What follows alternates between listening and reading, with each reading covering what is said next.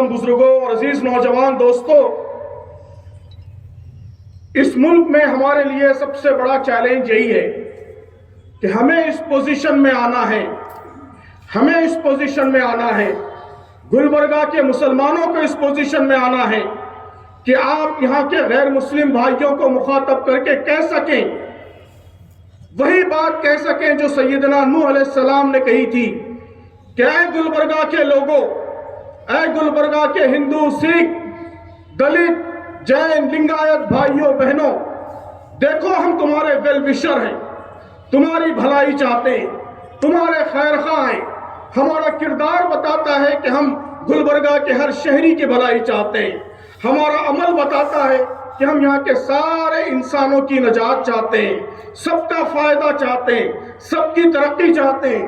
ہم اس دنیا میں بھی آپ کو کامیاب سرخرو دیکھنا چاہتے ہیں، مرنے کے بعد کی زندگی میں بھی آپ میں سے ہر ایک کو کامیاب دیکھنا چاہتے ہیں، سرخرو دیکھنا چاہتے ہیں۔ یہ اعتماد یہاں کے لوگوں کے اندر پیدا ہو جائے کہ اس شہر کے مسلمان ہمارے خیر خواہ ہیں، ہماری بھلائی چاہنے والے ہیں۔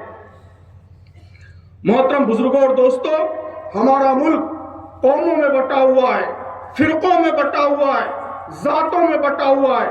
ہر ایک قوم، ہر ایک فرقہ، ہر ایک ذات اپنے مفاد کے لیے جیتی ہے۔ مختلف کاسٹ گروپس ہیں، ان کی تنظیمیں ہیں، ان کے درمیان جدوجہد چل رہی ہے کہ اپنی کاسٹ کو اونچا اٹھایا جائے، اس کو ترقی دلائی جائے، سیاست میں آگے بڑھایا جائے، معیشت میں آگے بڑھایا جائے، اس کے مفاد کی لڑائی لڑی جائے۔ لیکن ہمارا آج کا یہ عنوان واضح کرتا ہے کہ امت مسلمہ، مسلمان وہ ایک ایسی ذات نہیں ہے، وہ ایک ایسا فرقہ نہیں ہے جو صرف اپنے بارے میں سوچے، وہ ذات نہیں ہے، وہ نسل نہیں ہے، وہ ایتھنک گروپ نہیں ہے، وہ کاسٹ نہیں ہے۔ ہمارا اعتقاد ہے، ہمارا ایمان ہے، یہ قرآن مجید کا بیان ہے جو ہمارے لیے بالکل آخری بات ہے۔ قرآن ہمیں بتاتا ہے کہ ہم خیر امت ہیں،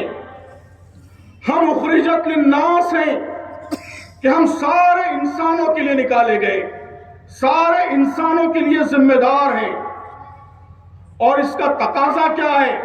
اس کا تقاضا قرآن بتاتا ہے کہ اس کا تقاضا یہ ہے کہ یہ امت کے افراد، خیر امت کے لوگ جو اخرجت للناس ہیں، سارے انسانوں کے لیے نکالے گئے ہیں، وہ خاموش بیٹھے نہیں رہ سکتے۔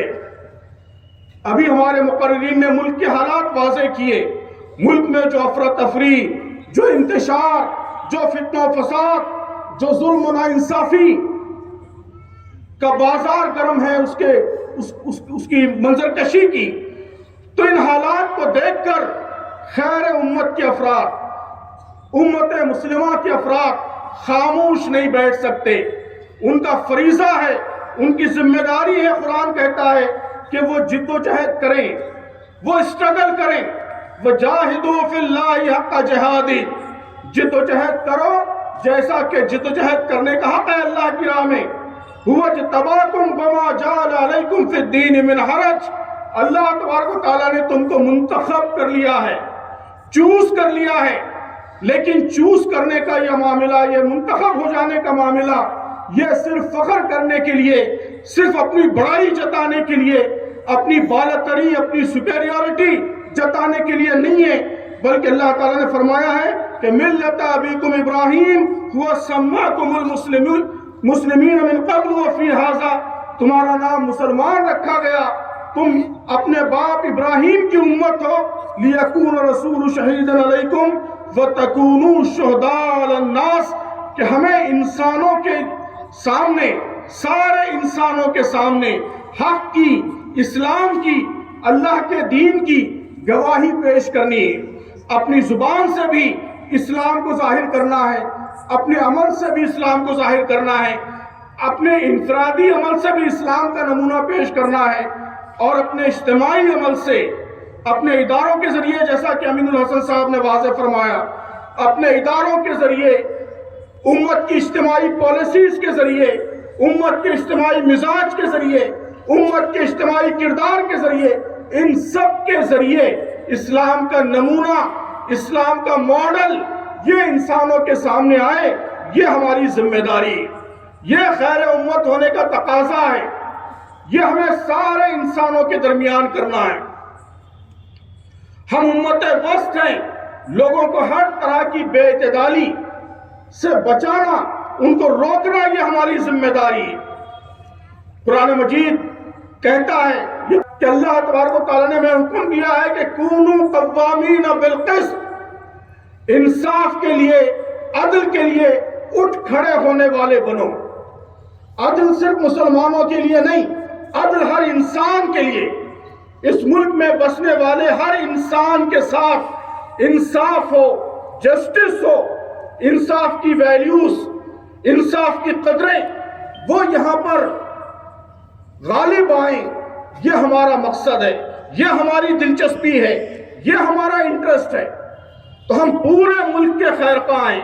اور ہم چاہتے ہیں کہ پورے ملک میں صحیح معنوں میں عدل و انصاف، عدل و قسط کا نظام، عدل و قسط کی حکمرانی ہو۔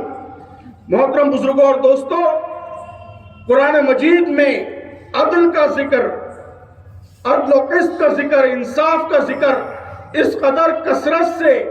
اور اتنے مختلف پیرایوں میں آیا ہے کہ اگر آپ ان سب کو سامنے رکھیں تو عدل یہ اسلامی شریعت کا عنوان بن جاتا ہے، اس کی انتہائی اہم خصوصیت بن جاتا ہے۔ اللہ تبارک و تعالیٰ نے واضح فرمایا کہ انبیاء علیہ السلام کی بعثت کا مقصد عدل و قسط کا قیام تھا۔ لَقَدْ أَرْسَلْنَا رُسُلَنَا بِالْبَيِّنَاتِ وَأَنزَلْنَا مَعَهُمُ الْكِتَابَ وَالْمِيزَانَ لِيَقُومَ النَّاسُ بِالْقِسْطِ، کہ اللہ تعالیٰ فرماتا ہے کہ ہم نے اپنے رسولوں کو اس لیے بھیجا کتاب کے ساتھ، نشانیوں کے ساتھ، میزان کے ساتھ، کہ وہ انسانوں کے درمیان عدل قائم کریں، عدل و قسط قائم کریں، انصاف قائم کریں۔